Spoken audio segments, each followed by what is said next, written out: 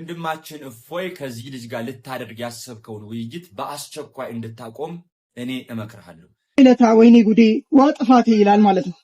የዛን ቀን አስፈሪ ከመሆኑ የተነሳ የእናትን ስስት ታውቃላችሁ። አላህ ግን ምን ይላል? የውመ ተዝሃሉ ኩሉ ሙርዲዐትን ዐማ አርضዐት። እግዚአብሔር ይገርማችኋል።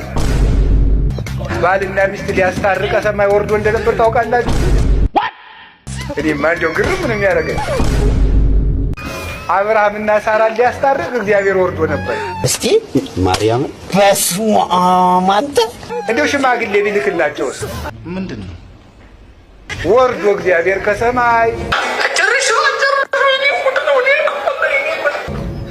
አብርሃምና ሳራ ተጣልተው እናታችን ሳራ መካን ሆና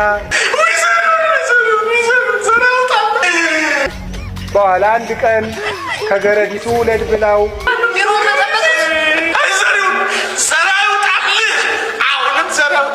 ከአጋር ወልዶ እንደገና ደግሞ አጋር ደግሞ በሳራ መኩራት ጀምራ ከዚያ በኋላ ደግሞ ሳራን እግዚአብሔር ጎብኝቷት ይስሐቅን ወልዳ ሳራ ደግሞ እንደገና ደግሞ ትንሽ ትዕቢት ነገር ጎብኝቷት ምን አደረገች? የኔ የእመቤቲቱ ልጅ ከባሪያ ልጅ ጋር አይጫወትም። አንተ ወደ አህያ ማይ ቅማጫ። ወንድማችን እፎይ ከዚህ ልጅ ጋር ልታደርግ ያሰብከውን ውይይት በአስቸኳይ እንድታቆም እኔ እመክርሃለሁ። ይህን ቪዲዮ ለእፎይ ያደርሱለት። ይህ ውይይት ለምን ተፈለገ የሚለው ሙሉ መረጃ ስላለኝ እስከ መጨረሻ ተከታተሉኝ፣ እነግራችኋለሁ። ይህንን መረጃ መጨረሻ ላይ እነግራችኋለሁ። ከዛ በፊት ግን ሁላችሁም ኦርቶዶክሳውያን የቤተክርስቲያን ልጆች የኛ ወንድሞች ከሌላ ቤተ እምነት ጋር ውይይት ሲያደርጉ ከኛ ምን ይጠበቃል? ምን ማድረግ አለብን? እግዚአብሔር በእነሱ ላይ አድሮ ነፍሳትን እንዲማርክ ያለውን እንዲያጠና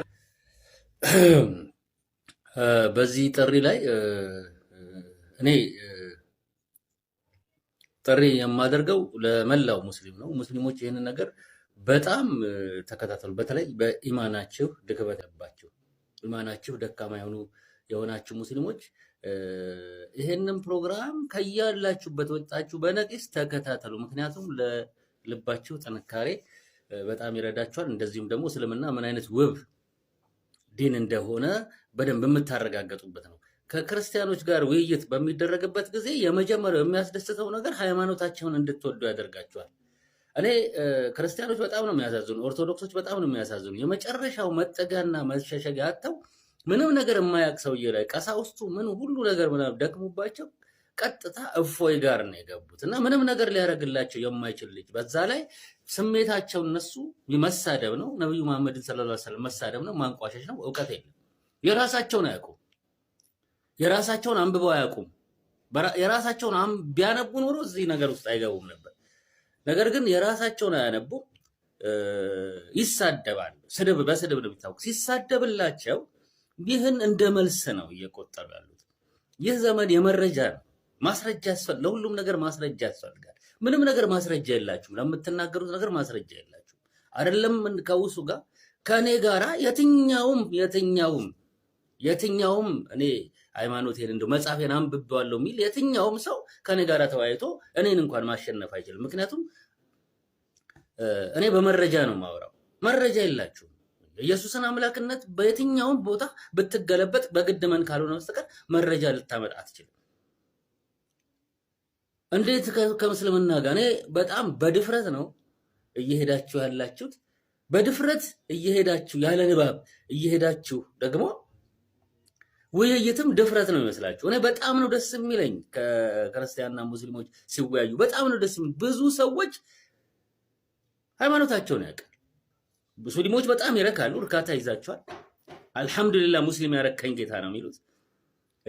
ከእፎይ ጋር በጣም ነው ደስ ከኔ ጋር ቢወያይ በጣም ደስ የሚለኝ። በጣም በናፍቆት እየጠበቅኩት ያለው ነገር መሐመድ የ9 ዓመት ልጅ አግብቷል፣ የ6 ዓመት ልጅ አግብቷል ምናምን የሚል ጨዋታ ለሃይማኖት ውይይት ይዞ ሊቀርብ ነው እንዴ? አራስ ልጅ ያግቡ። አራስ ልጅ ቢያገቡ እንኳን መርየምን አምላክ ሊያደርጋት አይችልም። ያ አራስ ልጅ ቢያገቡ እንኳን 3 አምላክ ሊያደርግ አይችልም። 3 አምላክ በአንድነት የሚል ጨዋታን የሚል ፍልስፍናን እውነት ሊያደርገው አይችልም። አራስ ቢያገቡ አንድ አምላክ ነው ያሉት ከሚሉ ነብይ ጋር መወዳደር እንዴት ነው የምትችለው? ደፋር ማታ ትጠፋለህ። እርግጠኛውን የምናገር ሌሊቱን ተጨንቃችሁ ነው ያዳራችሁት። ስታነቡ ምን እንበላቸው ምን እንበለው በዚህ ወጥቶ በዚህ ገብቶ በጣም ብዙ ሆናችሁ ስትጨነቁ ነው ያደራችሁት። ምክንያቱም ሃይማኖት እንደዚህ አይደለም፣ በጉልበት በመጨናነቅ ምናምን አይደለም። ለልብህ የሚበቃ በቂ አባትህ የእናትህ ስለሆነ አይደለም። ይሄ ኳስ ክለብ አረከው እንዴ መዳኛ ነው እና እውነትን ፈልገህ ነው የምትሄደው። እሱ አሁን በቃ ተኝቶ በደንብ ረሃ ሆኖ ስራውን እየሰራ ነው። እንዳንተ እየተጨነቃችሁ ያላችሁት እየተደዋወላችሁ እንዲበል በጣም ስትሰቃዩ ነው የምታዩ። እሱ ማንበብ አያስፈልግም። ማንኛውም ሙስሊም ከኦርቶዶክስ ጋር ለመወያየት ማንበብ አያስፈልግም። ማንበብ ግልጽ ነው በቃ ችግሩ። በቃ እያወጣ ተነግሮ አታወጡም። አውጡ የምትባሉትን አታወጡም፣ አታውቁትም። እና እዛ ጋር ዝም ብለህ ተሸክመ ያለ ጥያቄ አትመራመር ተብለ እንደሄድከው አይደለም። ትጠየቃለህ፣ ትመረመራለህ። ስለዚህ በጣም በናፍቆት ነው የምንጠብቃችሁ ሙስሊሞች። በተለይ ማናችሁ ደካማ የሆነ በእስልምናችሁ ትረካላችሁ። ይሄንን ነገር በጣም ነው የምንጠብቀው። ይሄ ደግሞ ቆሻሻ የሆነ ሰው አደብ እንዲይዝ በጣም ነው የምንናፍቀው። ዝም ብሎ ሴቶችን ሰብስቦ የሚጮህ ሰው እንዲህ በውይይት በጣም ነው የምንናፍቀው። በናፍቆት እንጠብቃችኋለን ሙስሊሞች። ሃይማኖታችሁ ምን አይነት ያማረ የበላይ ናችሁ ያለው አላህ ሱብሃነሁ ወተዓላ ምን አይነት የበላይ የሆነ እምነት እንዳለን ታዩታላችሁ። ይሄ በጣም አስፈላጊ ነው። ደታ ወይኔ ጉዴ ዋጥፋቴ ይላል ማለት ነው። የዛን ቀን አስፈሪ ከመሆኑ የተነሳ የእናትን ስስት ታውቃላችሁ። አላህ ግን ምን ይላል? የውመ ተዝሃሉ ኩሉ ሙርዲዐቲን ዐማ አርዳዐት። የምታጠባውን ልጅ ትወረውራለች። ወተضع ኩሉ ሐምሊን ሐምለሃ፣ እንደው ያዘለችውን ራሱ ልጅ ትወረውራለች። ወተረ الناس ሱካራ፣ ሰዎችንም ሰካራም መስለው ታያቸዋለህ። ወማ ሁም ቢሱካራ፣ እነሱ ግን ሰክረው አይደለም፣ እየተንገራገሩ እየተወላወሉ ታያቸዋለህ፣ ጠጥተው አይደለም። ወላኪን ዐዛብ አላህ ሸዲድ፣ ነገር ግን የአላህ ቅጣት ብርቱ ነው ይላል። በሌላም አንቀጽ አላህ ሱብሓነሁ ወተዓላ ሲያነሳ መወርወሩ መተው እንደው መርሳቱ እኮ ቀላል ነገር ነው። የወዱል ሙጅሪሙ ለው የፍተዲ ሚን ዐዛብ የውሚኢዝን ቢበኒህ። ኧረ ልጄን ውሰዱና እኔን ነጻ አድርጉኝ፣ ይኸው ልጄ ቤዛ ይሁን። ወሳሒበቲ ወአኺ፣ ባልደረቦቼንም ወንድሞቼንም ሁሉንም ውሰዱ፣ እኔም ብቻ ነጻ አድርጉኝ ይላል ማለት ነው። አስቡት፣ እናት ልጅ እህት የሚባል ነገር የለም እዛ።